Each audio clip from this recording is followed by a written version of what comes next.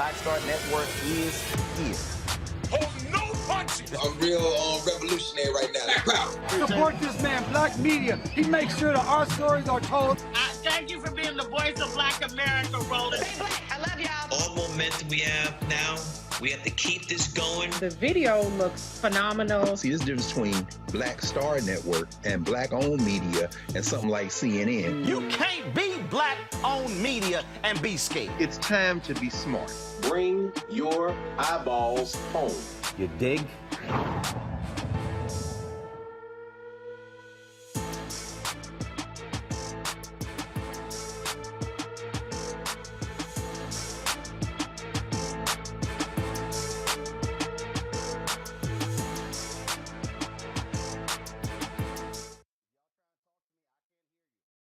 I hear the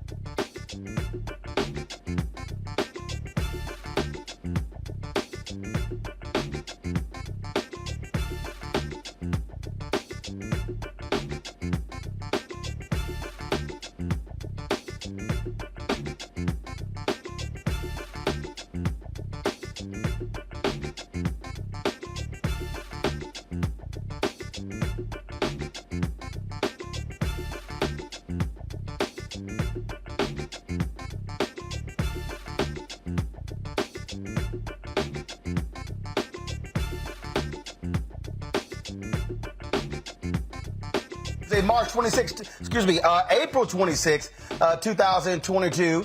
Roland Martin Unfiltered, broadcasting live from Las Vegas for the National Association of Broadcasters. We're streaming live, of course, on the Black Star Network. The name of the officer who killed a Congolese immigrant in Grand Rapids, Michigan, his name has been released by the police department. We'll tell you who he is and show his face. Also, the first black man to serve on the presidential security detail has received a pardon, along with 70 plus others, by President Joe Biden. The California ACLU, they have filed a lawsuit against a school district claiming proposed school closures are discriminatory against black and brown students. Folks, not only did Xavier University of Louisiana become the first HBCU cheer squad to win a national championship, they received the highest point total ever in NAIA National Championship history. We'll talk with the coach and some of the national champion members. Also, folks, in tonight's Marketplace segment, a black undergarment company that's ready to fit everyone. And in our in memoriam, a longtime saxophonist for Earth, Wind & Fire has passed away. We'll tell you all of that. Folks, it's time to bring the funk on Roland Martin Unfiltered, the Black Star Network. Let's go.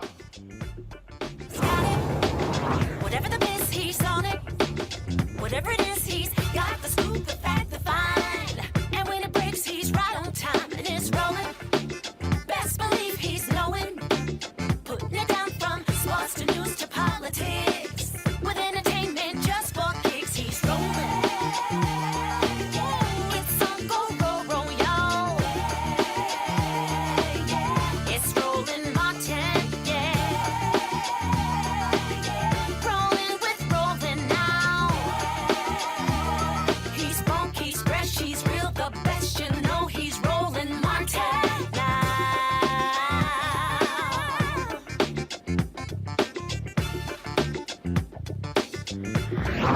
Martin.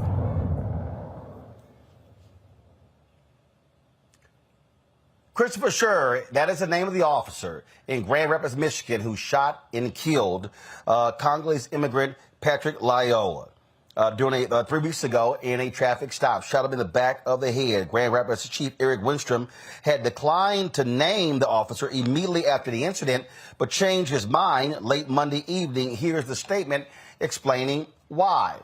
In the interest of transparency, to reduce ongoing speculation and to avoid further confusion, I'm confirming the name already publicly circulating, Christopher Scher, as the officer involved in the April 4th officer-involved shooting. Beginning this week, as required by law, the Grand Rapids Police Department will be releasing documents in response to requests made under the Freedom of Information Act relative to this incident. Any further request for documents must also be made through a FOIA request and will be provided via the FOIA process as legally allowable. Officer Scher remains on administrative leave, stripped of his police powers, until the conclusions of the Michigan State Police investigation into the potential criminal charges and the completion of GRPD's internal affairs investigation to determine whether all applicable departmental policies were followed. Now, Scher has been a Grand Rapids police officer since 2015. Let's bring in my panel, Dr. Mustafa Santiago Ali, former senior advisor for environmental justice at the EPA, Lauren Victoria Burke, writer for the NNPA and the GRIO, Demario Solomon Simmons, civil rights attorney and founder of Justice for Greenwood. Glad to have all three of you here. Lauren, I'm going to start with you first. I never understand this whole idea that an officer's name can't get released. I agree. Publicly paid by the taxpayers. Right. Publicly paid by the taxpayer. And so this, oh no, we can't release that. Oh, but they can release the records of the person involved. They can release how many times they've been arrested. They can release their whole entire history. But this is the kind of thing where police get protection from the system. No, that's absolutely right. I agree with that. It's a public. You're basically a part of the government. We see it all the time where people's mugshots get released, right? This is before we know whether the person is guilty or innocent of anything. And that person's mugshot is just out there in public view. So I'm not sure why. I mean, we do know why. The police are almost in a special class in the United States. They're treated like a special group that needs to be protected. But I would agree with you on that. I do think, I'm not sure why, all this protection, all this stress out over the name coming out. Also, too, I mean, I think part of this is the sort of not wanting to have people looking into this officer's history, which is clearly going to be done now. And that can be done in a public way now because people know that officer's name, which you, of course, can't do when you don't know that officer's name. I suspect that's actually the real reason as to why some of these departments do not want to release the names of officers when they're involved in a shooting like this. I mean, it's just utterly crazy to me, Mustafa, that this happens and we give this level of protection to the police. Again, as if they're in this special class. They are paid by taxpayers. They are responsive to taxpayers. Exactly. They should actually be held to a higher standard. So that means that when these types of incidents happen, the information should be automatically put out there, because if there's not transparency, then folks are automatically going to think that you're hiding something, that you're trying to protect someone in a different way than you would if it was someone who was not a part of law enforcement. So, we have to change that dynamic. And his name is out there, as Lauren shared, and now folks will be able to figure out if he's had previous infractions. 1, 2, 3, 4, 5. Mustafa, go ahead. Yeah, so, with all that being said, once again, we got to have more transparency. We also see, for those who've been following this story in the news, that you have, they're now sort of sharing a narrative about his history, the work that he's done, whether in Africa or other places, to try and make sure that he's seen in the best light, and maybe so that folks may not dig as deeply. But we know that there are folks who are definitely going to make sure that the light of day and the truth about whom this individual is will be put out there, whether good or bad. This is one of the things that we talked about last week, DeMario. Again, the level of protection that is provided to police officers, the fact that the shooting took place 3 weeks ago, and now we're now hearing and seeing who this officer is. It took 3 weeks for this to happen, and I like what you stated earlier. And what Mustafa stated, these people are not in a special class, and they should be held to a higher level. They are public employees. And it does not matter what this individual's background is and how many black babies he's adopted or how many times he went to the inner city to give out free turkeys. The fact of the matter is that he was on top of an unarmed individual and executed him, shot him in the back of the head, period, point blank. That is absolutely something that someone should go to prison for. He should be fired already immediately. It's a particular crime, and we need to deal deeper into that police department to understand what's going on with a person like that can actually be on the force. What type of background does he have in policing that this person can be on the force? So I'm looking forward to getting more information. The bad thing is, and this is what I tell all my clients, and anytime I'm talking about this issue, regardless of what accountability that we bring towards that officer and that police department, that young 26-year-old man's life was taken, and that's the real tragedy here. Indeed, that is constantly an issue. And again, I just keep telling people this goes in line with the kind of special protections that they provide to police officers, and that simply is a fundamental problem. Folks, let's talk about this here. Vice President Kamala Harris has tested positive for COVID. The White House announced that she has tested positive. It's not showing any symptoms. It's going to be working from the residence. This lets people know that COVID is still real. Remember, it was a few weeks ago that her husband, the second gentleman that Doug Emhoff, that he contracted COVID. And now it is Vice President Kamala Harris herself who is testing positive for COVID. And so, again, I hope people realize that we can't play games with this. That is still real. Luckily, she is double vaccinated, got a booster as well, and has full protection. I tell you, it's interesting, Lauren. I posted a photo of me flying, goggles on, double mask, and all these crazy-ass right-wing white conservatives posted saying, "Oh, you're a hero. Oh, look at you." And I have all these idiots, they've been tweeting me for a week. "Oh, now you've already had COVID once, so therefore you have natural immunity." As if they never heard of these breakthrough cases or people have actually gotten COVID twice. Yeah, everybody's a medical expert. Everybody's a doctor. It's amazing how, we could have 1 million people die over a 2.5-year period. And people get so crazy in their feelings about somebody else wearing a mask on an airplane, a big enclosed space that circulates the same air. I just can't understand that. Why are we having these debates? Why are we talking about this after 1 million people are dead? It's embarrassing. It's crazy. And it's amazing how, and then, we'll probably end up talking about Twitter later, but I think so much of what drives this is social media and people's endless narcissistic need to be commenting on everybody's life and everything and every piece of synapse that comes to their head about everything. But why are you caring about what somebody else is doing on an airplane with their mask? It's like, mind your business. Like, why is that a thing? It's amazing. And the thing here that I made clear to DeMario, and I said, if y'all don't like it, y'all all can kiss my ass. I mean, these people are utterly idiotic. I mean, they've been sending me nasty tweets. What the hell is wrong with you? It's about freedom. Why you should never leave the house. I'm like, y'all have got to be some of the dumbest people. And then I said, and I'm talking about that Jack whatever the hell his name, the dude behind the whole Pizzagate deal, or that dumbass Ben Shapiro, dumbass Tucker Carlson, and I could go on and on, dumbass Steve Deese. And I said, did all y'all forget the 5 conservative radio talk show hosts who are dead of COVID? All those folks. And so I keep, matter of fact, when I was flying from Dallas to Las Vegas, there are 20 people in first class, 18 white, 2 black.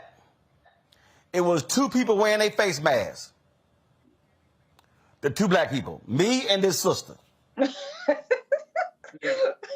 Yeah, I mean, I'm not surprised. Everywhere I go here, I'm in Oklahoma, they never wanted to wear masks anyway.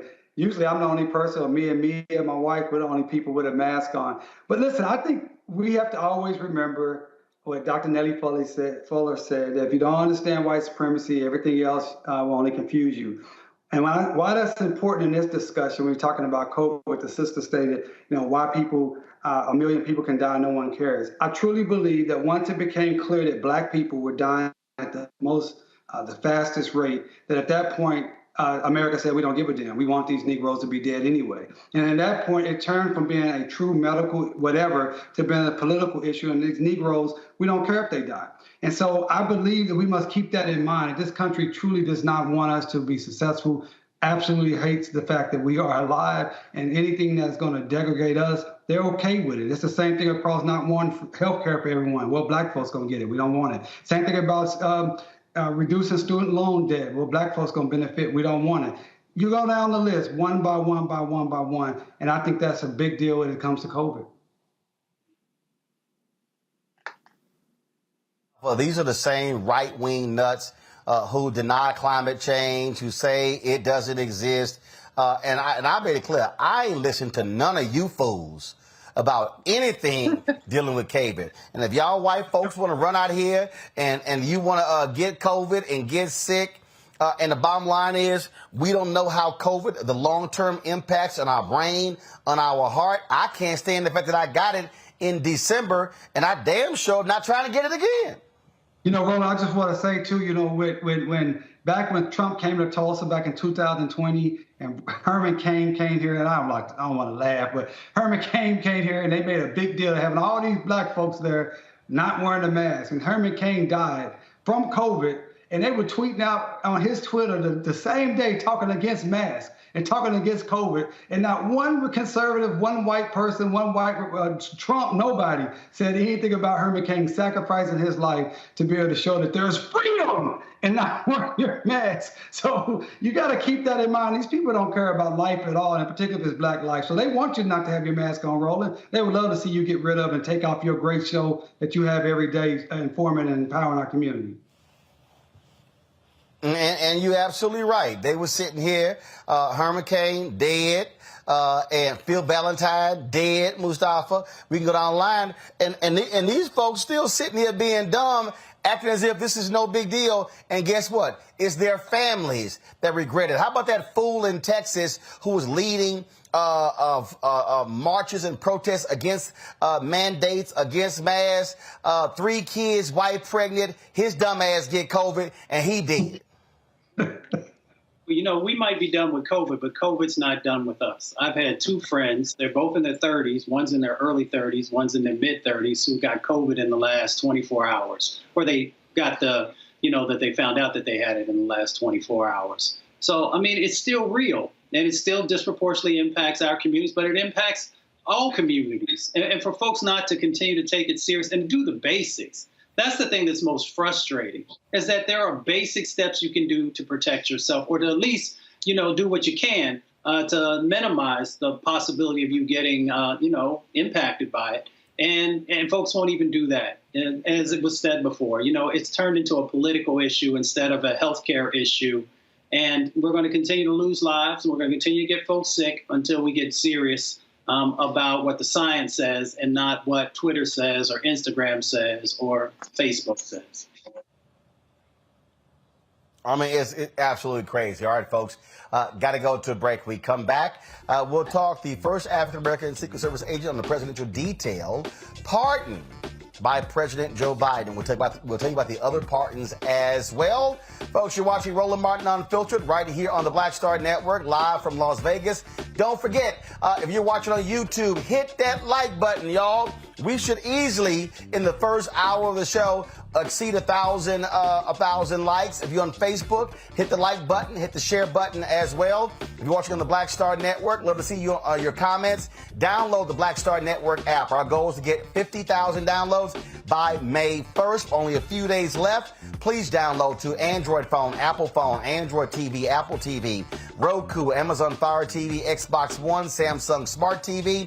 Also, please join our Bring the Funk fan club, where all of your dollars make it possible us to do what we do. P.O. Box 57196, Washington, D.C., 20037-0196. Cash App is $RM Unfiltered. PayPal is R Martin Unfiltered. Venmo is RM Unfiltered. Zelle is Roland at RolandSMartin.com. Roland at RolandMartinUnfiltered.com. We'll be right back. On the next Get Wealthy with me, Deborah Owens, America's Wealth Coach, financial literacy. Without it, wealth is just a pipe dream. And yet, half of our schools in this country don't even teach it to our kids. You're going to hear from a woman who's determined to change all that, not only here, but around the world. World of Money is the leading provider of immersive financial education for children ages 7 to 18. We provide 120 online and classroom hours of financial education. That's right here on Get Wealthy on Black Star Network. This week on The Black Table with me, Greg Carr, reparations. Is it finally time? 2 of the country's foremost authorities on the subject will join me to try to answer that very question. A powerful installment of The Black Table with me, Greg Carr, right here, only on the Black Star Network. You want me to do something crazy, but I don't know what to do. I'd rather just sit here. Hi, this is Cheryl Lee Ralph, and you are watching Roland Martin Unfiltered. I mean, could it be any other way? Really? It's Roland Martin.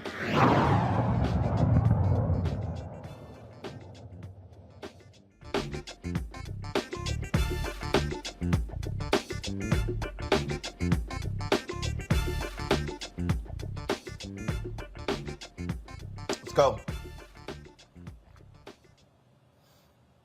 All right, folks. President Joe Biden grants clemency to 78 people today, with 3 receiving pardons. One person receiving a presidential pardon is 86-year-old Abraham Bolden. He lives in Chicago. He's the first black Secret Service agent to have a presidential detail to serve, to be on a presidential detail. This took place, of course, during the Kennedy administration. In 1964, Bolden was convicted of attempting to sell a copy of a Secret Service file. He has maintained his innocence for decades. The other 2 pardons and 75 commutations are for nonviolent drug offenders serving long sentences. President Joe Biden says there are new job training measures and grants to help people re-enter society. Lauren, I need to understand, okay, this is now 15th month of Biden presidencies. Why taking so long? Okay, I guess 78. I mean, Jesus, use your power. Yeah, I think that he'll probably accelerate that. I really think that what happened with Joe Biden is that when he first came into office, he was hit with the COVID stuff. And the COVID thing, the American Rescue Act, all that stuff, they just were totally immersed in that. And I just think they're now getting around to figuring out, oh, that's right, he can pardon a bunch of people. I mean, even in just doing this one set of pardons is better than the entire set that Trump had, because if you remember, it was all, sort of celebrity and political signaling that Trump was doing with the pardon power. So I think you probably, if the pardon office is sort of a weird, mysterious thing a little bit, but I think once they get going, they're probably going to set some record and do a little bit of what we've seen with judges, which is really sort of set a few records and set a few markers that we haven't seen before. And the bottom line here, DeMario, I mean, this is the power of a president. And the reality is, when you got that power, use your power. Well, I'm a broken record. I say it almost every week. We need the people that we elect, the so-called Democrats who say they so-called treat us as their base, to do what they can do and do it quickly and do it as fast as possible in the most effective manner. So, yes, I'm glad to see these 78. Glad to see this brother. I never heard of his case until I got the materials for you guys this morning. But we need so much more and so much faster. And yeah, they're breaking records on the judges, but they need to go faster. They need to go even and do more. We have to have tremendous gains when we put Democrats in office. That's the only choice we have, Democrat or Republican. Unfortunately, almost two sides of the same coin, but we do know the Democrats can do a little bit more for us, but they don't do as much as they possibly can. Like, they could do more. That's the issue. And so, yes, 78 is cool, but we have so many people rotting in jail. Right now, in my opinion, everyone that was put in federal prison on an unequal powder cocaine or crack cocaine, those people should be let out of jail. I'm sorry. I mean, I'm not for dope dealer and flooding our community with poison, but we know these people were put in jail with disproportionate sentences. So if they have completed their sentence that it would have been if it was powder cocaine, all those people should be let out of jail, in my opinion. Well, he makes a good point there, Mustafa, because when we look at exactly what happened here, I mean, this nation and its onerous drug laws hurt the black community in a significant way with this whole idea of just throw folks in jail, and lock them up. Now, granted, the president only can issue pardons for federal crimes. Of course, only 10% of those who are in prison are on the federal level. 90% are on the state and county level.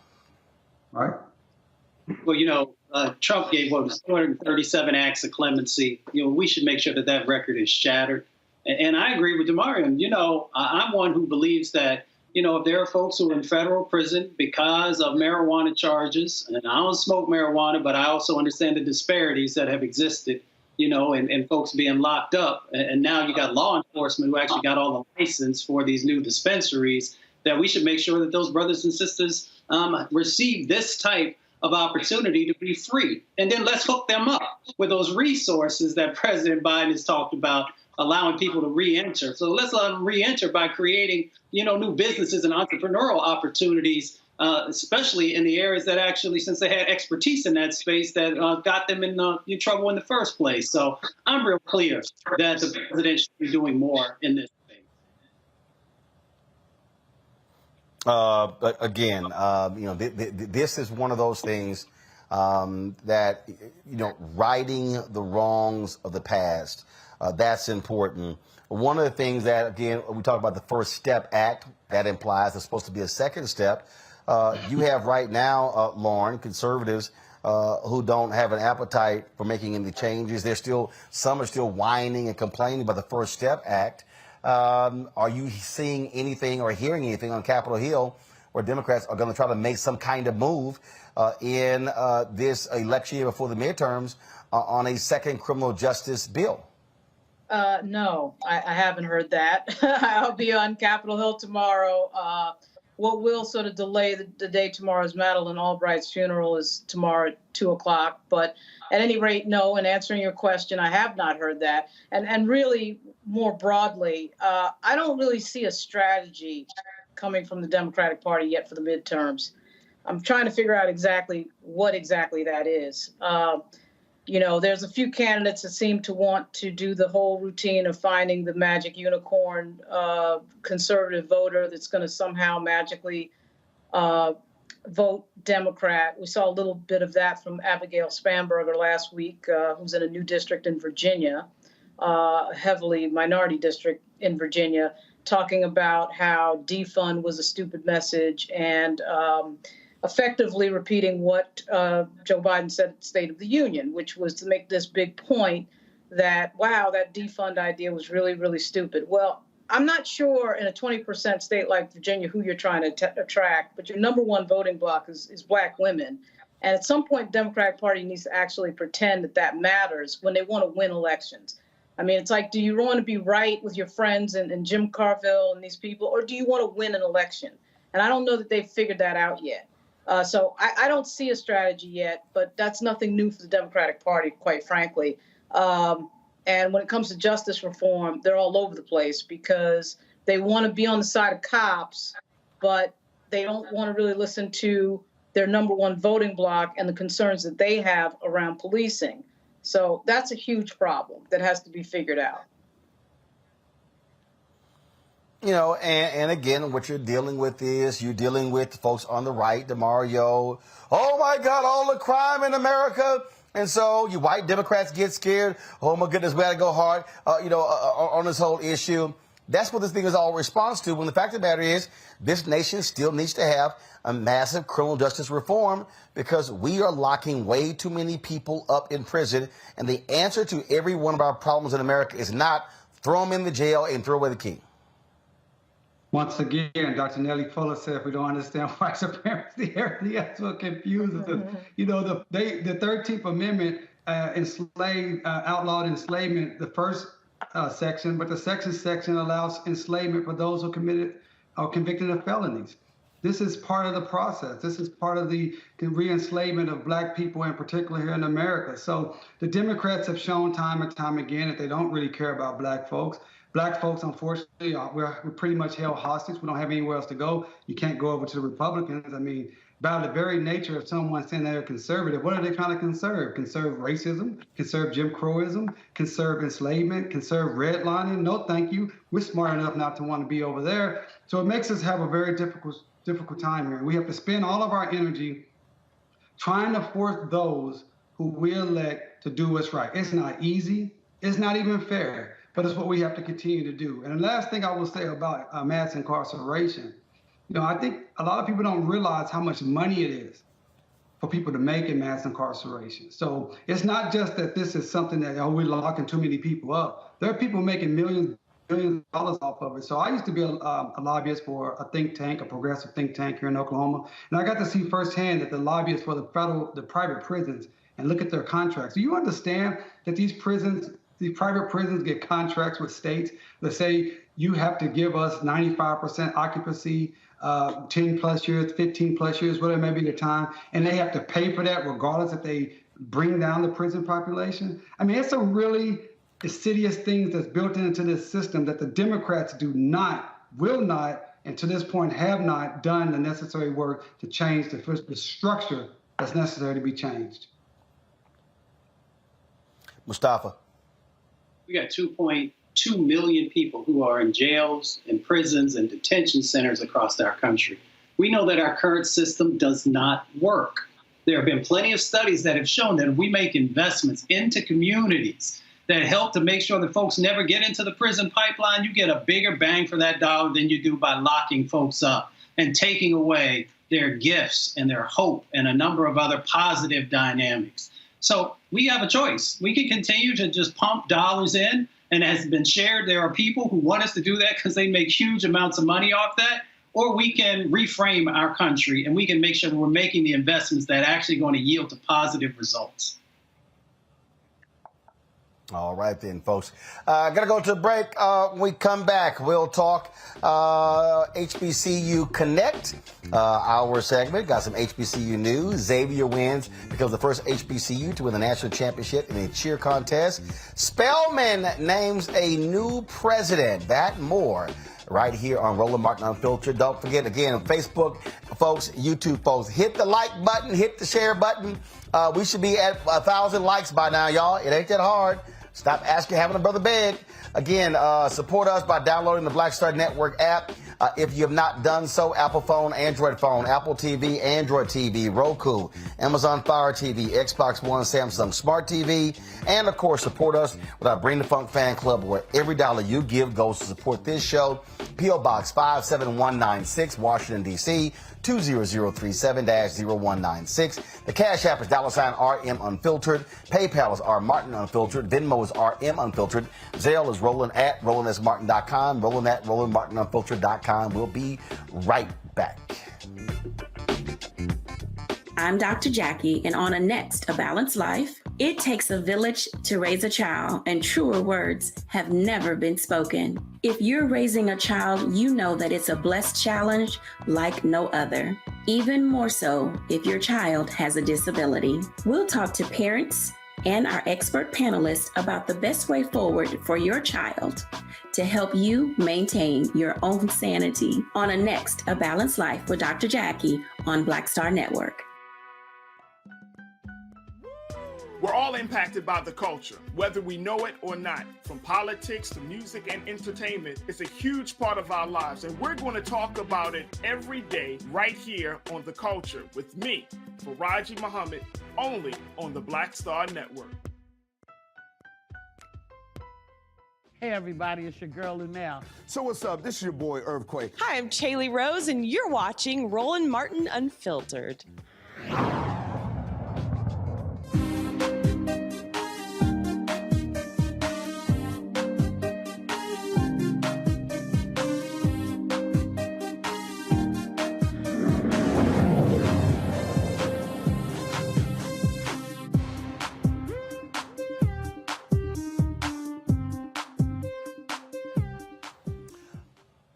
All right, folks. Dr. Helene Gayle, longtime CEO of the Chicago Trust, has resigned to become the 11th person to serve as president of Spelman College. She was picked by the Board of Trustees in a unanimous decision.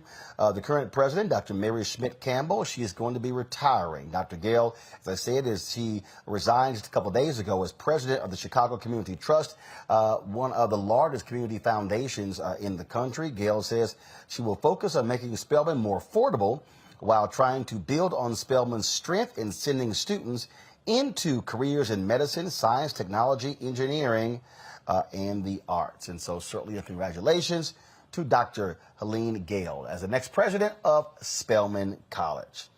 All right, folks, Xavier University in New Orleans, they're more known for turning out students who go into science, becoming doctors and scientists. Well, this year, they became the first HBCU ever to win a national championship in cheering. This took place, of course, in the NAIA competition. They also achieved the highest point total ever in the event's history. Joining us right now is head coach Glenn A. Caston. He joins us right now, along with cheer captains Teddy Reed, Madison Clay, Agyaman Yaboa. They join us. How y'all doing? Is that right? Is it Ya? Yes, that's right. Okay. Don't pronounce the rest. Oh. It's pronounced Ya Agyaman Yaboa. Agyaman Yaboa. Got it. All right, cool. My folks did not give me the phonetic spelling like they were supposed to do.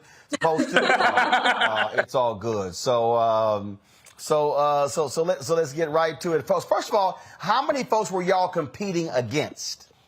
Whoa. So we competed against 14 other teams at the competition, but there were about 85 teams throughout our season that we saw in some type of capacity. So so you're going through this, and so take folks through these cheer competitions. Of course, a lot of people, of course, might have seen the movie Bring It On, but just give us a sense of what y'all had to go through and endure. Ooh, Teddy? Well, at competitions, so for the most part, we would all walk in, we would check in at first. And then as a team, we would get ready, put our last minute, everybody would get taped up. We were all pretty much hurting at this point in the season. And then we would go into warm-ups, do our warm-up. We would have, go through our stunts, go through tumbling, jumps, pyramid. And we always made sure we had dance so that we could get our energy up before we actually went on the mat. Then this is us like in the tunnel, and that's when we would like prep each other, and we have this saying called day by day, and that's when I would get the team rallied up to make sure everybody was ready to go out there and kill it. We would make sure we gave each other our last minute, like, you got this, I know you can do this, I believe in you, and then we would go out on the mat and kill it. So that's kind of what we did every competition. Oh, yeah. And our season starts... Madison, what is the makeup of... I'm sorry, go ahead. No, we were just saying that our season starts really early. While we're on the mat for only 2 minutes and 30 seconds, we start preparing for this in August. So it is a long process to get to this point. While it's only a 2 minute, 30-second routine, we're really prepping and using our full year to get us ready. So, Madison, first of all, what's the classification of this squad? Are they mostly juniors and seniors? Is it a young squad? Very young right now, so we're only losing 3 seniors who were on the mat this year, so that's good for us. So hopefully next year we'll bring home another title. So yeah, we're a very, very young team. Teddy's graduating. They're part of my first class of scholarship athletes for cheer, so we're excited to have, all 3 of them. Oh my God, all 3 of y'all. Don't make me cry on the camera. So all 3 of them are a part of our senior program for next year. So yeah, we're going to lose a lot next year, but this year we're still solid. So Madison, y'all, and Teddy, now, were either of you on championship winning squads in high school? No, when I was in high school, we only had 1 competition at the end of the year, and we got like 3rd. So. Yeah, I actually went to a smaller cheer gym, so we didn't have as much. We had resources, but we weren't to this level. Right. Yeah, I also cheered in high school and an all-star with Maddie, and we were competitive, but not as competitive as we were now. I feel like we've all seen growth since our freshman year with Coach Glenn. And prior to this, what was the highest Xavier ever placed in a competition? So this year, Roland, I got to tell you, we went undefeated. We went undefeated this year in our preseason and at regionals. And last year, we were also regional champions and also went undefeated throughout our season. At nationals, previously we only scored. We were 5th place last year at nationals, so we knew what we needed to do this year to come in to take the title. So we worked really, really hard, fine-tuning things. We worked really, really hard on our stunts to increase our difficulty. We're used to winning, just not at this level. Questions for my panel. Lauren, I got a feeling you were not on the cheer squad in high school. Oh, no, not at all.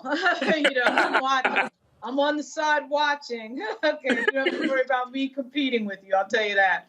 I was wondering the same thing that you'd asked Roland about how well you guys had done in previous years, but also who did y'all beat this year? Who came in 2nd and 3rd? Indiana Westland was 2nd, and then St. Ambrose, they were 3rd. So the way that it works, there's a day 1 score and a day 2 score. So day 1, we were actually in 2nd, and St. Ambrose was in 1st. And then the next day, we rose to the occasion. So they could tell you what it took to get there that night before. I made sure that we were at practice and fixing those small mistakes so that we knew that when we walked into the next day, we had a competitive edge. Legit, we were supposed to go out to dinner, and I was like, dinner's in the hotel. We are practicing tonight, so just That's great. That's great. Thanks so much. Yeah. It's all really close. First of all, I go to DeMario next, and DeMario, you didn't actually play much on the football field, so you probably spent more time watching cheerleaders. So you probably have what's the question? See, DeMario, that's why you're muted. Can you hear me now? You know. Yeah, we can. Yeah, now we can hear you. Roland be hating on me because I'm an Omega and I went to play football at University of Oklahoma. We used to spank A&M all the time, so that's why he be hating on me. No, y'all didn't. No, y'all didn't. Hey, what's wrong with watching cheerleaders? What's wrong with watching cheerleaders? I think that's a pretty good thing to do. Listen, This is an amazing story. It is. The point is you were not playing. But go ahead and ask your question. See my old ring. You don't get we have them too. Look, we got him too. Hey, DeMario, you see this ring? Alpha. Let me talk to the cheerleaders, man. Let me talk to the champions. You know, and DeMario, just so you know, tomorrow's my 35th alpha-versary. So you better go and ask your question before it get funky up in here. See how he be doing. Let me talk to these championship women and this championship coach. I'm proud of all of y'all. Y'all bringing it home to an HBCU. That's what's up. And I like what you said, Coach. Second place, you need to get your team together. I ain't gonna ask you what you said because you can say it on TV, but I know you did what's necessary so it could come out. I'm just proud of you all. And as athletes, my wife was a cheerleader, and as an athlete, do you guys still find that people don't understand how much athleticism it takes to do what you do? And then you talked about your injury. Do people not understand the type of injuries, the sprained ankles, the knee twist, ACLs? Talk a little bit about the sacrifice that you have to do, and it's not just about football and basketball players dealing with those type of injuries. I would say I think a lot of people don't see it as much of a sport since it's so fun to watch, and we're smiling like other sports, right? Since it's also a performance, but we've had so many injuries. I've personally had 3 concussions, so it's a dangerous sport as well. It's just also entertaining. Also, to add on to that, I feel like most people don't realize that cheer is never out of season. So even though we might not be competing, we're still cheering on basketball and volleyball. And when basketball's over, then we're showing up to the baseball games. So when baseball's over, then we're getting ready for our season. So there's never really an off period. And so when most people get that time to recuperate and really rest their bodies, we're still getting the routine together for the next showcase. So I feel like that really also shows how athletic we are. Another thing is when we're at practice, when football practices, they have pads, they have shoulder pads, they have helmets. We don't have any of that. We're throwing these girls 15 feet high in the air, and they're just praying that they come down and we catch them. So we're doing all of these things, putting our bodies out there and just trusting our teammates. So that's another thing that we have to have in this sport is trust, because we don't have that much protection in terms of equipment. So we're always in the trainer. Before our practices, the whole team, it's 20 plus people in the trainer getting taped. By the end of the season, I had both my ankles taped, both my wrist taped, and my knee taped, and my back taped. So I'm I'm falling apart, but I'm gonna do it for the team. And they train really well. So they train like football players, actually. I mean, they're weight training Tuesdays and Thursdays at the same facility that the Saints train at, So they're doing the work. So stuff that Roland, see, this is stuff Roland don't know anything about. As us athletes, we understand that. Roland don't know anything about that. Well, actually, since you want to open your big old mouth, I would work for the video laboratory for the Texas A&M University football team. And so I was doing what I do. And then when I was in high school, we shot all the games. We won state championship. So what you gotta understand, DeMario, see, somebody got to shoot the video for y'all to watch film so you know how you screwed up. I didn't say you see, check yourself. Now, and second, I play baseball. Partially. See, don't get yourself embarrassed. Mustafa, my alpha brother, ask your question.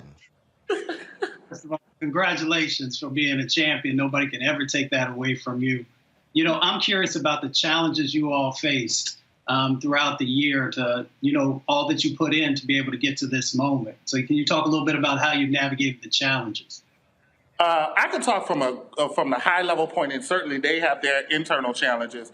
I mean, being a first Black institution to even reach the NAIA Nationals was a big feat, right? So not only are we facing the challenges of competition and the athleticism side of it, we also are facing the isms, and we have to talk about that, So a lot of what I do at that high level is changing people's perspective of what it means to be Black in this space.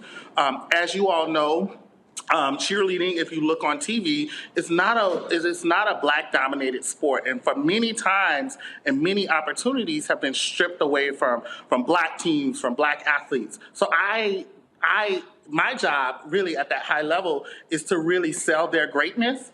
And to tell their story at that higher level, right?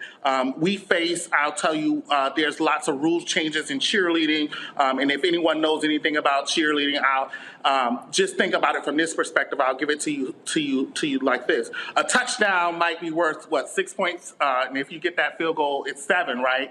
Well, in our season, we had the highest, as it's playing on the film, we're doing the highest level and degree of tumbling, right, that we could ever do on the mat, right? And at that point, in the middle of the season, the rules change, right? So it was rule changing, so they dummied down the score so that other teams can kind of reach what we were doing. So that's a challenge in itself, just selling that, like, hey, why would you do it if that concession was not made for... Wait. You trying to say they would grade them on the curve? There was a curve that existed.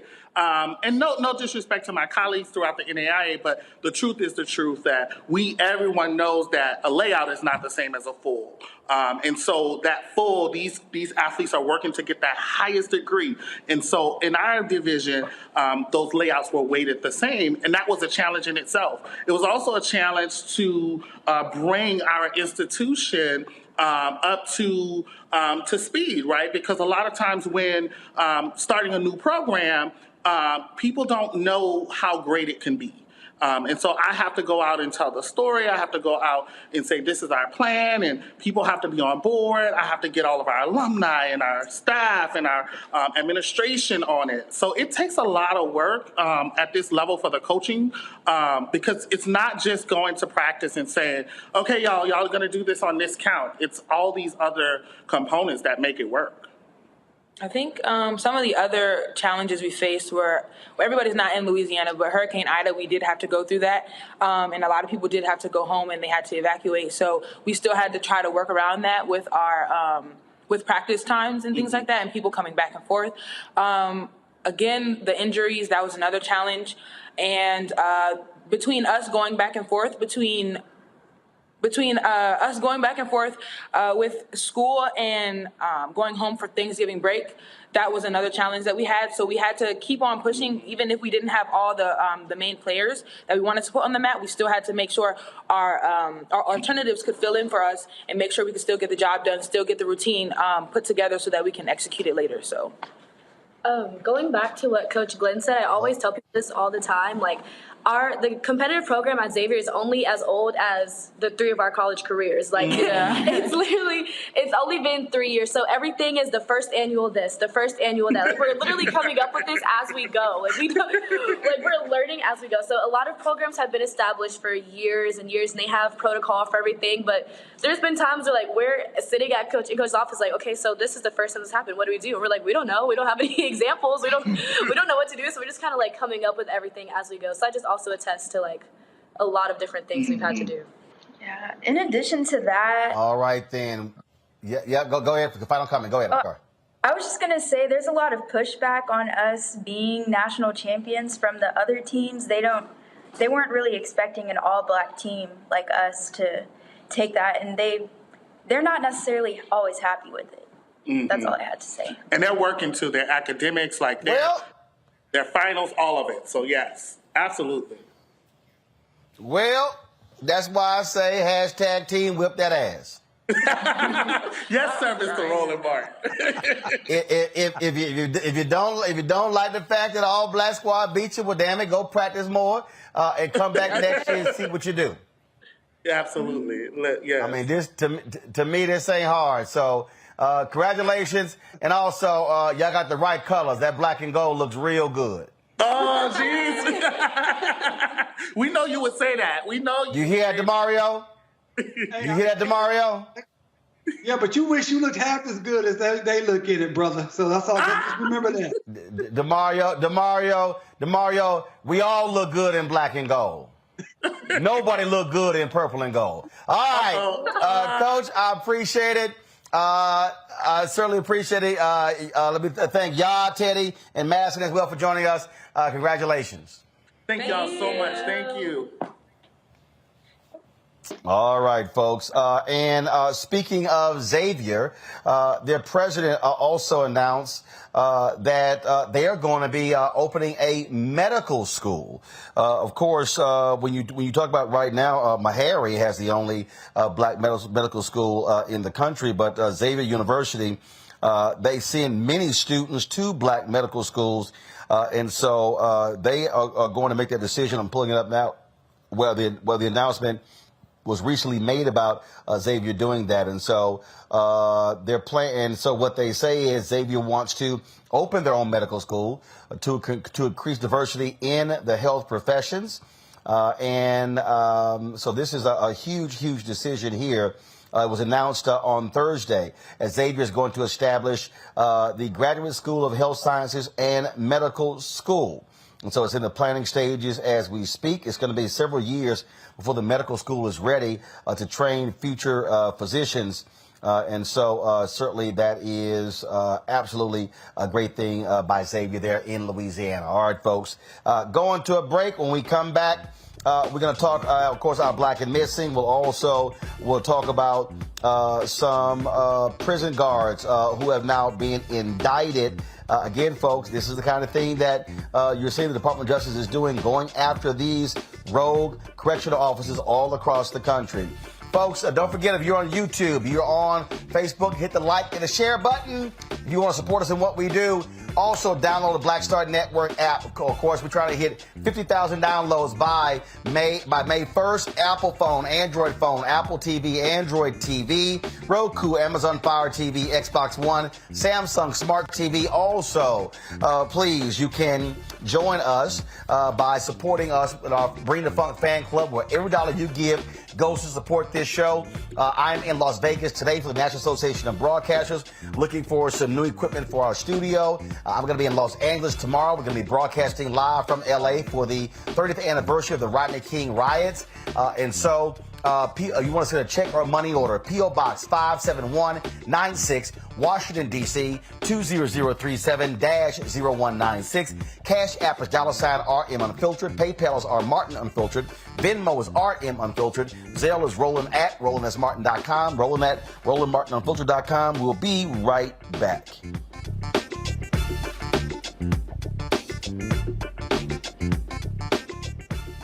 When I first moved to LA, me and Joe lived together, right? And that was a big blessing because I didn't have to worry about paying rent. You know, I was out here struggling, doing my thing, and that was a big help. And then when I moved out, I think that's when I saw the division, because I think Joe felt like I didn't need him anymore. And it wasn't that. It was like, I'm a grown-ass man, two grown-ass men. But actually, that is true. You don't need him anymore. Right. When you grow up, first of all, when you grow up, it's like, hey, you help. And this time you get your ass out the house and go do your own thing. Right. He didn't want me to move out. But I'm like, you know what? At the time when I moved out. I mean, what? Were you paying a light bill? I wasn't paying anything. And I said, you know what? I need this responsibility. It's going to make me work harder in my career if I know I got rent to pay, I got bills to pay. I was paying a cell phone bill, that was it. Right. No, but Joe was treating me like a little butler. Because I'm telling you, I was like Benson. Now, I'm telling you, man. Please fetch me some water. He was using Jedi mind tricks. Yo, man, you still make them good grilled cheese sandwiches you made when you was little? No, you don't. Next thing I'm at the stove, flipped it. And then it dawned on me, he tricked me again, got me again.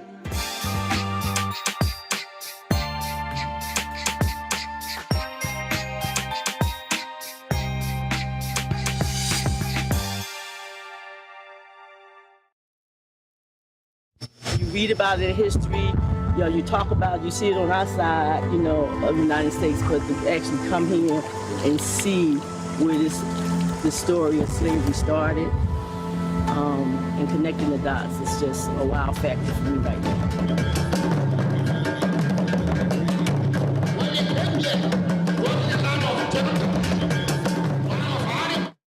Dark inside. You might not see too much, but you're gonna feel everything. Just imagine to see prisons in the yard in the United States. A lot of us, if we're real honest, what is required in 2019, going into 2020, is simply for us to be reprogrammed. What they taught us needs to be removed and extracted. It just doesn't make sense that the richest continent in the world should be inhabited by the poorest people of the globe. Part of that is by design. A very tragic part of our whole existence. And I'm not blaming anybody for it, but if you look at most characterizations of being of African descent in the world, it's with these kind of tags. I always say, you're going to do a lot of shopping. They go, oh, I don't think so.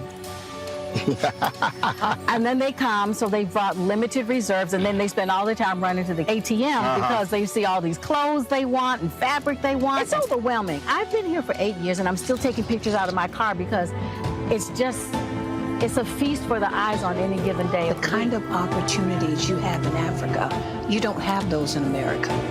The kind of money that you can make in Africa, very few of you would have that opportunity to do that in America. Cordy, who was working for the Congress in the United States, she has started a waste management company. She's the #1 here in Ghana now. She looked at dollar signs and trash. There it is. Used to be jeans. Used to be jeans. Is now a huge rush. In Ghana alone, we have a 2 million unit deficit in housing. 2 million. 2 million.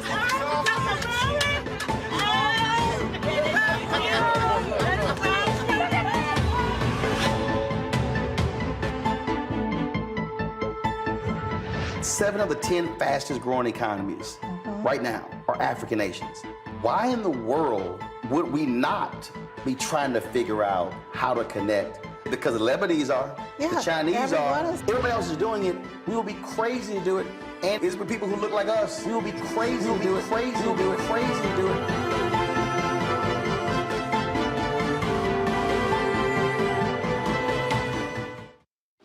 What's up? I'm Dr. Ricky Dillard, the choir master. Hi, I'm Amber Stevens-West from The Carmichael Show. Hi, my name is Latoya Luckett, and you're watching Roland Martin Unfiltered.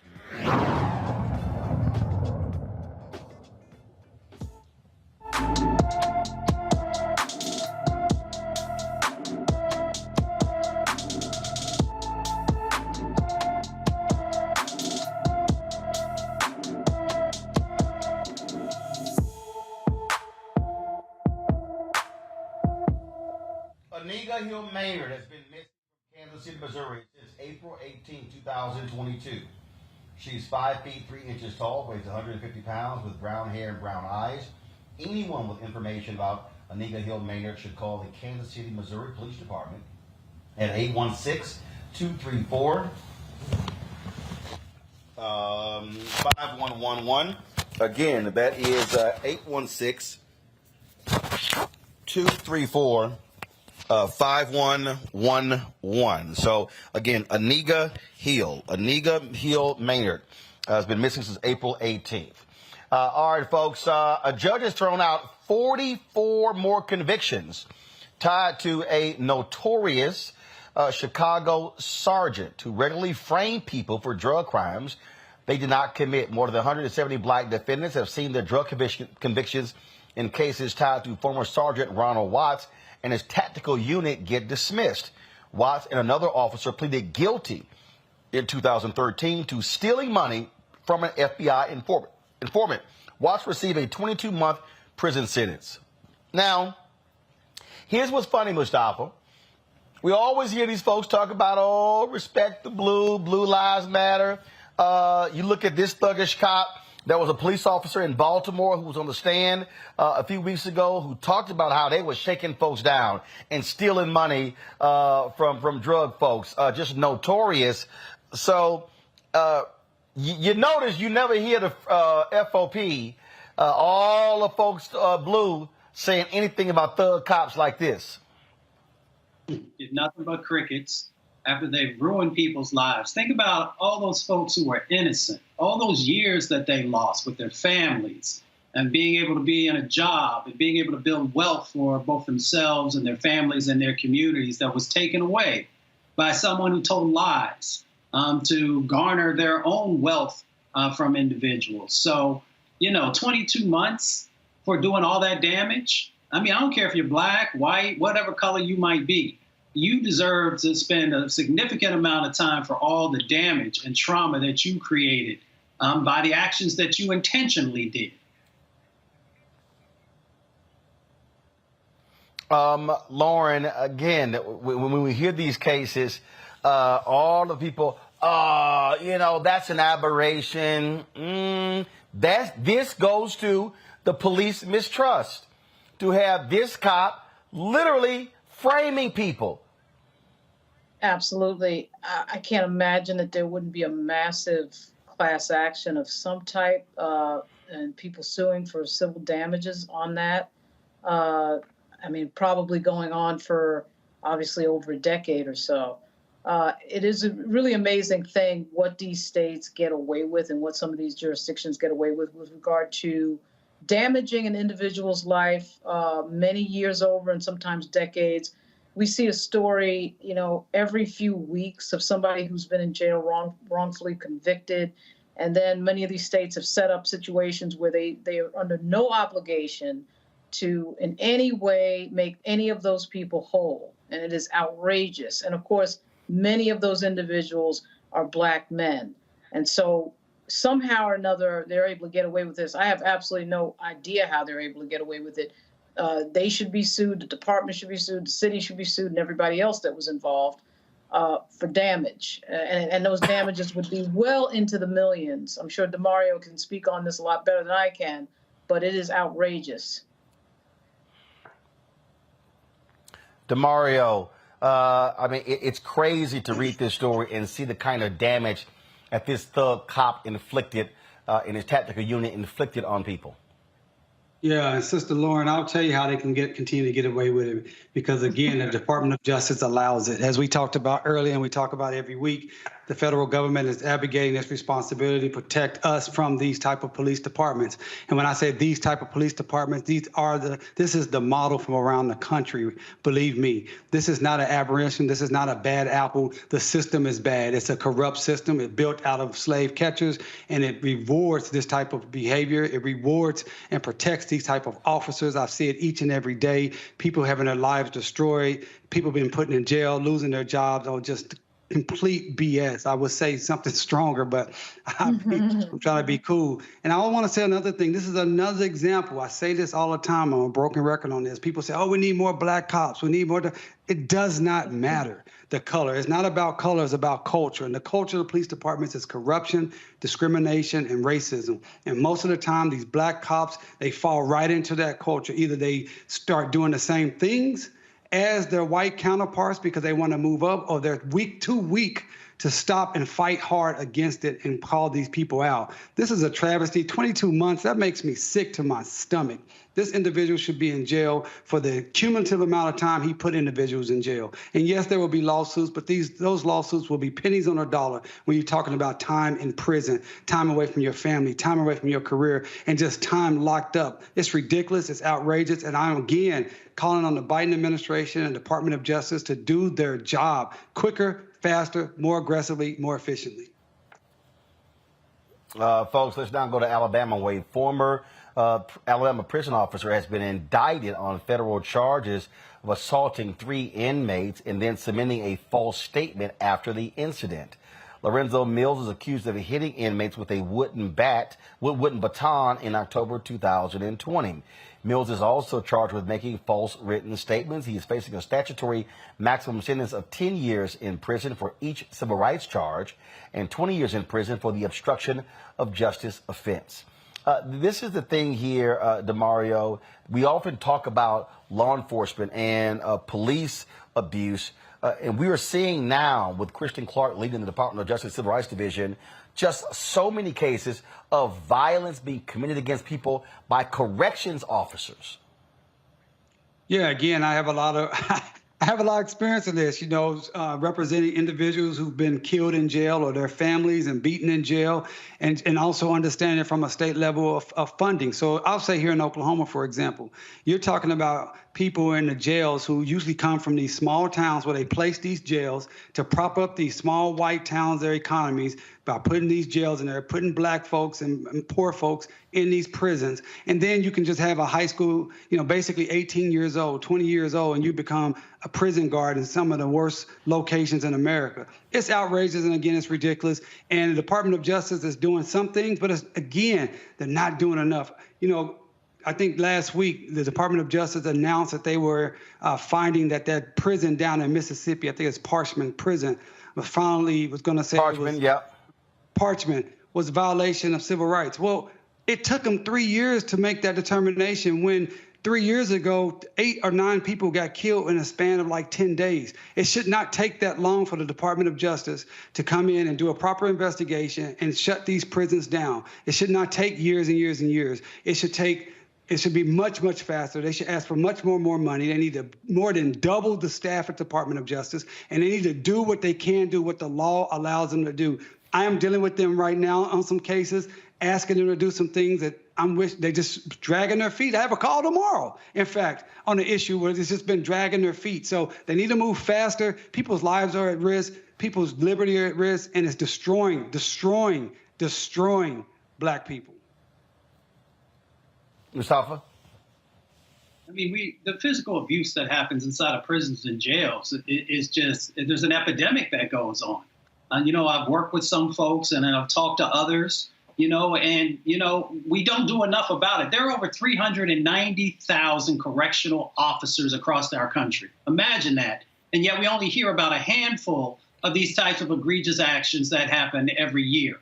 And it's because of great attorneys like the one that we have on the panel and others who are willing to lean in and continue to push and fight.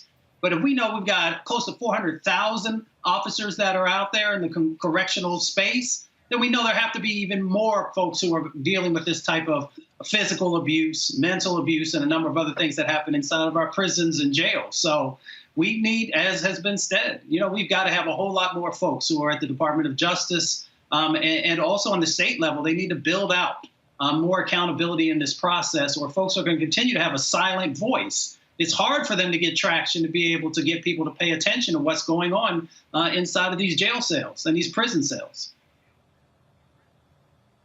Indeed. And so part of the problem that we have is that there's this whole idea for a lot of these people that, look, they're inmates, who cares? They don't actually deserve to be treated with dignity. That's part of the problem, Lauren. Yeah, that's a huge part of the problem. I heard a lot about this as I was growing up because my father, in fact, was a CO at Rikers Island and the Brooklyn House of Detention. And his overtime put me through college. The stories he used to tell were fairly frightening, to say the least. He was a prison guard for 20 years. So it was what you would expect. I still cannot believe that from the time I was a little kid to right now that Rikers Island is still open. As was discussed earlier, the United States leads the world in the rate of incarceration. We have, over 2 million people who are in the system in some way, shape, or form. And this is all about money at the end of the day. Like most things that we can't get rid of, that we should get rid of on a moral level, it's all about money. Incarceration is about money. Putting those people through the system is about money. And what upsets that apple cart of not having those people going through that system is, the police salaries. And as somebody who's got a few relatives in the law enforcement space in New York and in Virginia, I can tell you that, their pensions, all of that is just a round and round wheel of money and support base for everybody who's making that money, not just for small towns, but certainly for small towns, small white towns in rural parts of the United States, but in big cities.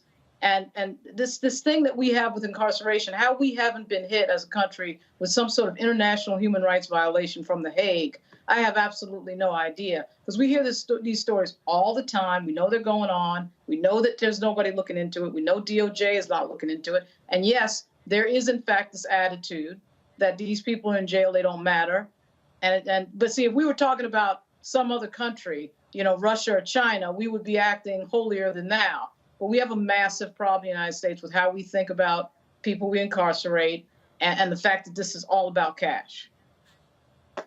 Lauren, that is so on point. Oh, sorry. Go ahead, bro. I'm sorry, Roland. No, DeMar, go ahead. Go ahead.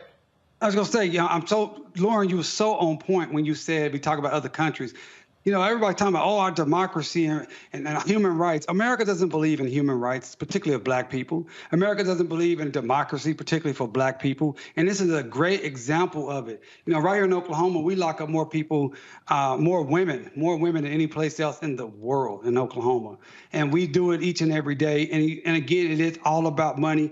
And it's all about, when I say the DOJ can do more, here in Oklahoma City, Oklahoma County Jail is one of the most notorious. It's like a Rikers Island.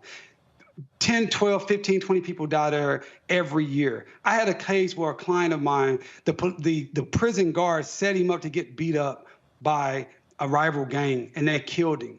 And once we dug into that case, we found that since 1995, the DOJ has been documenting the civil rights abuses in that jail, where the jails don't even lock, where they're eating, feces is backing up into the jail cells, where they're eating, they don't have a functional kitchen. They have to feed them out of the just transports.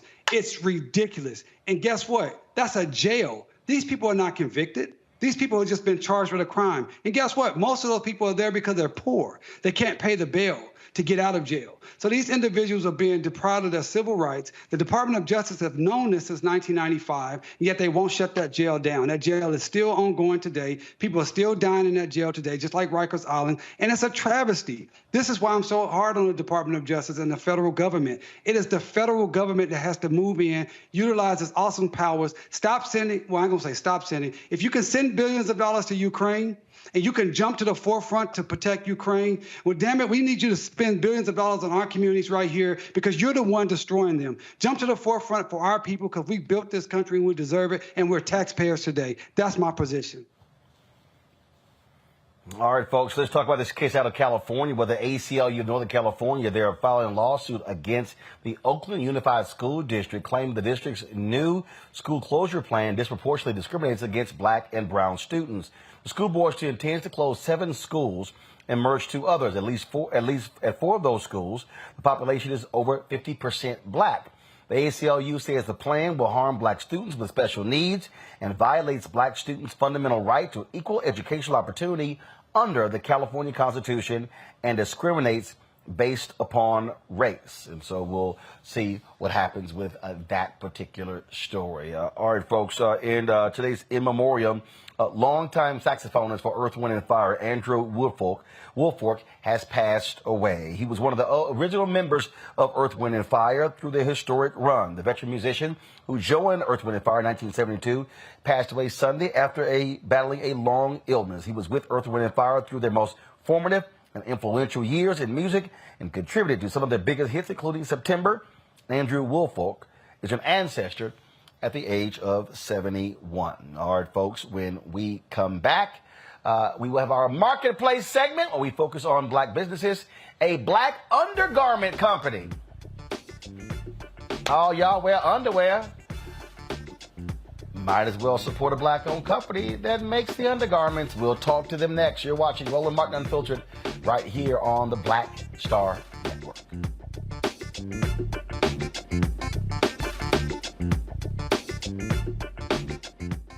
On the next Get Wealthy with me, Deborah Owens, America's Wealth Coach, financial literacy. Without it, wealth is just a pipe dream. And yet, Half of our schools in this country don't even teach it to our kids.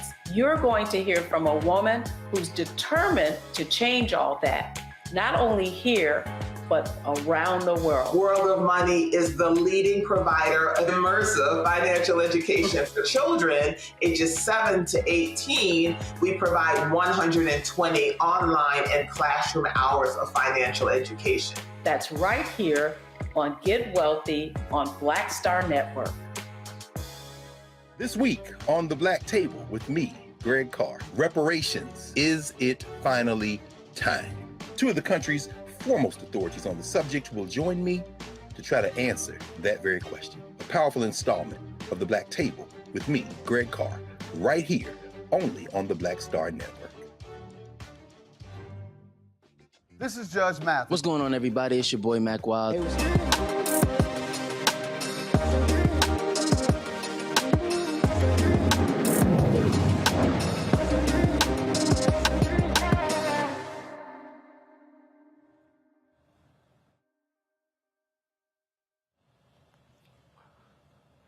All right, folks, every Tuesday we focus on Black-owned businesses in our marketplace segment. And today we're talking about a Black undergarment company called Aurora DC. They are an athleisure brand that touts inclusivity for all genders, sizes, and ages. Thomas Butler, he is the owner of Aurora DC, and he joins us from Washington, D.C. Glad to have you on the show. So first of all, what is the name Aurora DC? Actually, it's called Aurora. The DC, you know, back in the day, you used to have DKNY, and they have DC, they used to have NY in the corner. That's basically what the Aurora DC stands for. So it's basically just Aurora, what it was the meaning of this, the name of it. All right. Okay. Sounds good. Just want to know that. And appreciate you having me on the show. Were you in the business? Were you in the business? Were you on the retail side? What caused you to say, you know what? I think I can own my own athleisure company and make it undergarments? Basically, where I'm from, a lot of people have their own clothing line, like they have hoodies and stuff like that. And I noticed that as a Black person, nobody, I don't see too many of undergarments all around. I see a lot of clothing lines and stuff like that. And I decided I always like to be different. So I decided to, jump out there and start my own clothing, my undergarment line. How long you had it? Well, it took me actually 6 months. I had it for almost like a year and a half, but it took me 6 months to actually get the right material, the right styles and stuff to each stuff. Because like when you brand an underwear, you got to make sure that it's comfortable for everybody, not just for yourself. So I had to do a lot of test runs, and it took me about 6 months because I get it from overseas, and it takes a long time for to get all the stuff here on time. All right, then. How have your sales been since you launched? Good. I'm just looking for more sales. Because once they get a hold of it and they get the material, they always buy one. Then once they buy one, you see them, they coming right back. They buying two, they buying three. So it's just all about just getting it out there to people. And once they get it, they just gravitate to it. Sales doing good. Sales actually doing real good.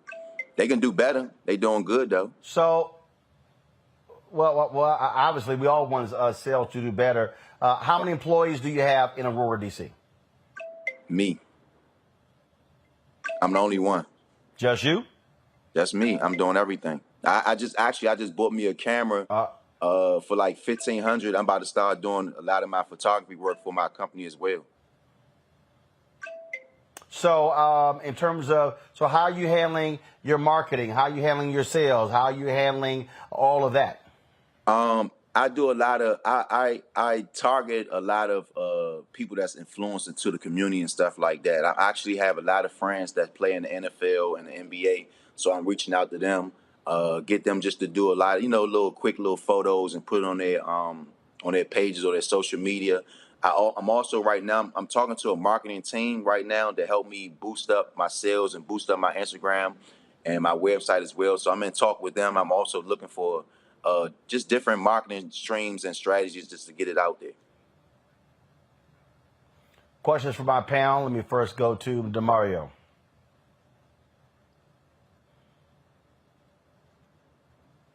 I can't hear you.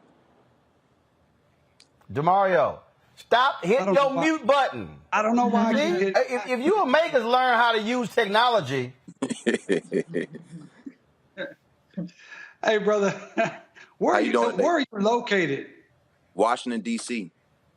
Okay, so you're in D.C.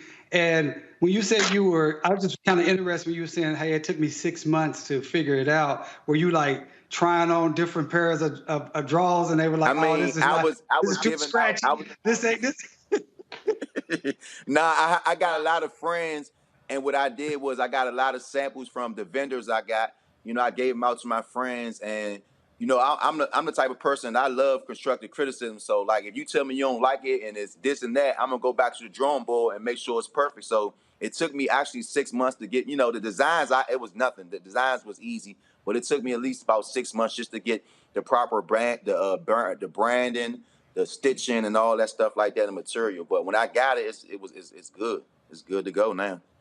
But what was there anything in particular about like a pair of underwear? I'm being very serious here. Yeah, because basically, like guys, like older guys, they don't like the polyester spandex. They like the cotton. They used to the cotton. So my brand, I have both. I have the cotton spandex kind that's good and it's breathable, because when you're wearing drawers and you wearing it all day, you want to be comfortable. You don't want to be sweating and your jaw's too tight or it's too loose. You want to be able to move around all day. And with my underwear, you can do that. They breathable. You can wear them all day. I have polyester spandex, and I also have cotton spandex. So you can take your pick. If you don't like the smooth feel with it, and you old school, you can have the cotton ones.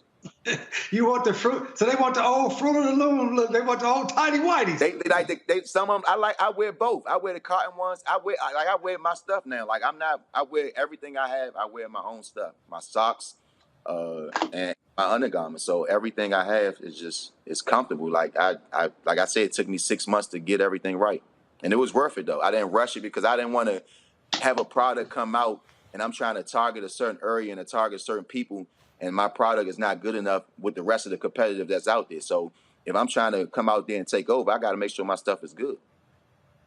Word up. Appreciate you, bro. Good luck. In terms of your distribution, how are you handling that? Do you have a company that handles that in terms of when orders are placed and being shipped out? Yeah, I actually do that myself. If I turn it around a little bit, you can see I have orders right there that I have to put out right now. I have a website where everything comes on my website. So when the orders come in, I go in, get the orders, go to the post office and send it off. All right. Next question for Lauren. Lauren? Hey, how are you? How you doing today? Thomas, it's very exciting. I've got two T-shirt, hoodie businesses, both drop ship. I know what you mean when you say you got to order the stuff to see how it is from specific vendors to check before you go forward, because you just don't know until you get it. Correct. But what really impresses me here is that the niche that you're in is like such a good one. It's such a good one because most people do T-shirts, they do hoodies, they do mugs. They scared of this. They scared of what I'm doing right now. They don't want to do what I'm doing. They don't like this. It takes time. It takes time. Yeah. And so what you're doing is great niche. And the designs that I saw were really cool too. So that's hot. That's really good. Thank you. You know, there's a Butler family in DC that goes way back. They're like the first. They owned something that was huge. Black Butlers. I bet you're related to them. But anyway, I need to look it up because they might owe me something. Yeah. They might owe me something. I need to look it up. Yeah, I'll send you a note to the website or something. But anyway, keep on trucking because that's good stuff. That's a really good niche. Very nice. Thank you. Mustafa.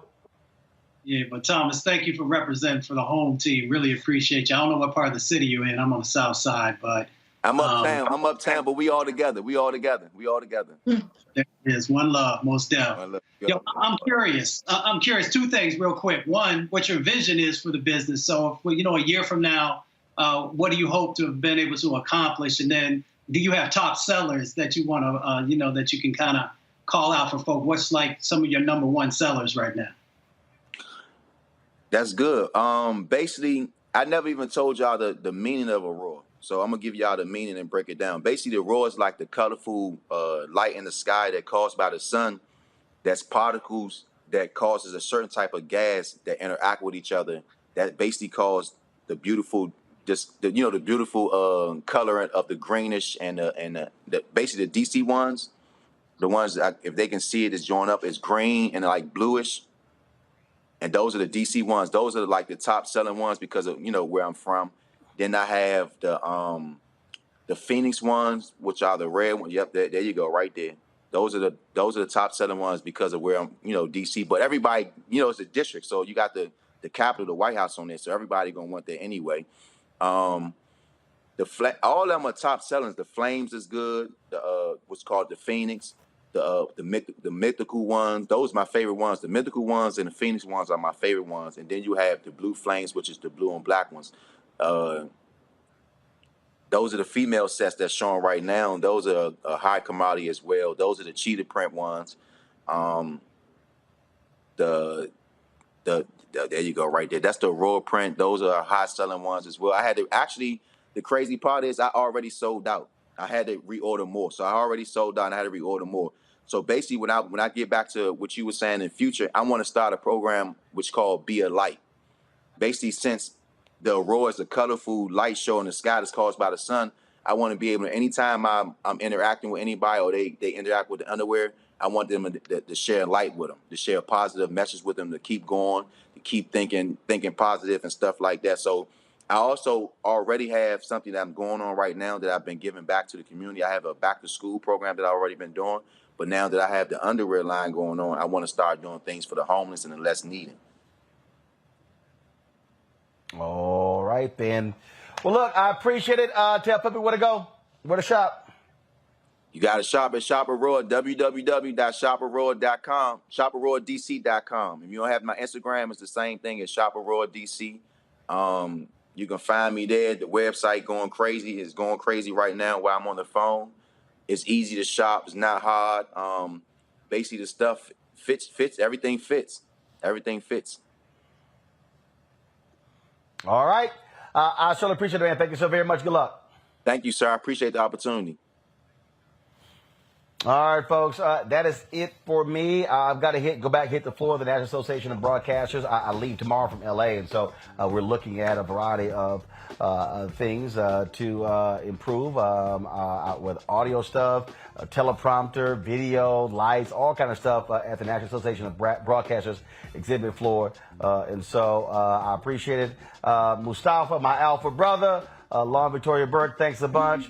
And, of course, the poor soul, DeMario, who's with that youth group. You know the name of it that I shall not name. It's not gonna happen. I didn't know that's called the fly away signal. That's what that is. See you later this week talking. That's what that is. Tomorrow, y'all.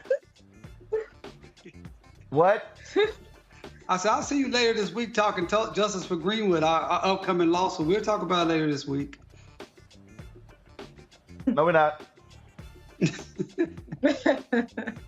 I can only tolerate you once a week. All right, y'all. I will see y'all from Los Angeles tomorrow. Of course, tomorrow's my 35th Alphaversary, and so y'all know it's going to be all 06 tomorrow. You know how we do it. All right, folks, don't forget to support us in what we do. Download the Black Star Network app. Of course, available on all platforms, Apple phone, Android phone, Apple TV, Android TV, Roku, Amazon Fire TV, Xbox One, and Samsung Smart TV.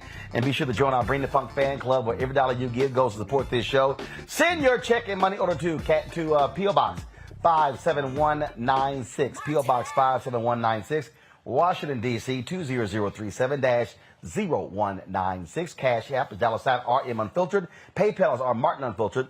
Venmo is RM Unfiltered. Zelle is Roland at RolandSMartin.com. Roland at RolandMartinUnfiltered.com. Don't forget also, you can go back and watch the show, the Black Star Network app. And you can also download our podcast from the iHeartRadio Network podcast, from their podcast network. So So download the Roland Martin Unfiltered podcast as well. And so, yo, we are on all these platforms. Y'all know how we do it. Ain't nobody else doing what we do. And so we got some great things lined up, and I can't wait to be able to unveil those things to you. So again, I appreciate it, folks. I'll see you tomorrow right here on Roland Martin Unfiltered. Ho!